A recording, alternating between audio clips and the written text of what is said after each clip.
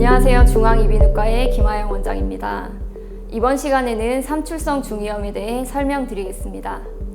삼출성 중이염은 중이강 안에 물이 차서 생기는 것으로 고막 내시경을 봤을 때 고막 안쪽에 고여있는 삼출물과 중이의 음압으로 인해 고막이 안쪽으로 빨려 들어가 있는 것을 확인할 수 있습니다. 삼출성 중이염이 발생하면 귀가 먹먹하고 안 들리는 증상이 생길 수 있습니다. 이 삼출성 중이염은 지난 시간에 이야기했던 이관 기능 이상 중에서 이관이 좁아지거나 막히는 경우와 밀접한 관련이 있습니다.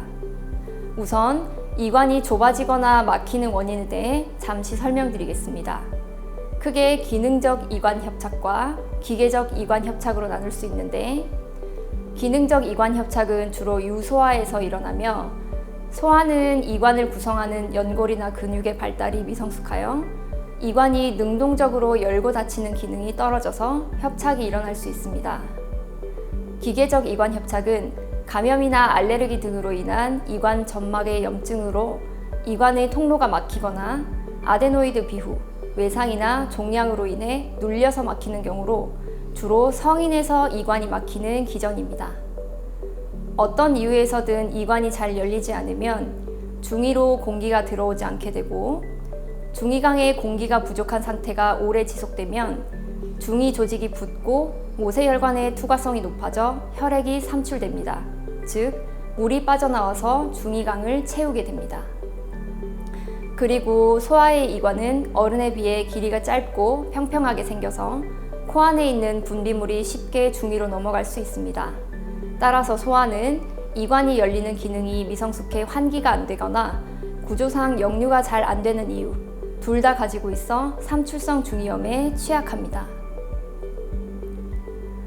삼출성 중이염의 치료는 초기에 항생제와 항히스타민제, 진해거담제 등 약물 치료를 시행하며, 이런 보존적 치료에 호전이 없이 몇 달 이상 지속되거나 청력이 떨어진 경우는 고막절개나 환기관 삽입을 하게 됩니다.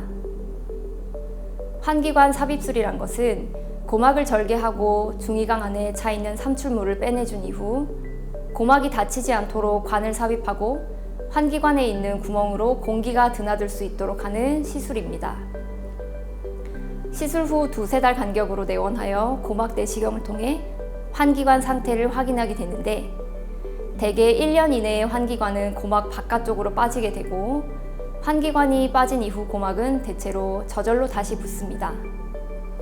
그런데 이 환기관이 너무 일찍 빠져서 중이강이 충분히 환기가 되지 않은 상태에서 고막이 붙어버리면 삼출성 중이염이 재발하기 때문에 다시 환기관을 삽입해야 하는 경우도 가끔 있습니다. 반대로 2년 이상 환기관이 빠지지 않고 있다면 고막 천공이나 염증을 방지하기 위해서 환기관을 제거해 줍니다. 지금까지 삼출성 중이염이 생기는 원인과 치료에 대해 설명드렸습니다. 많은 도움이 되셨으면 좋겠습니다.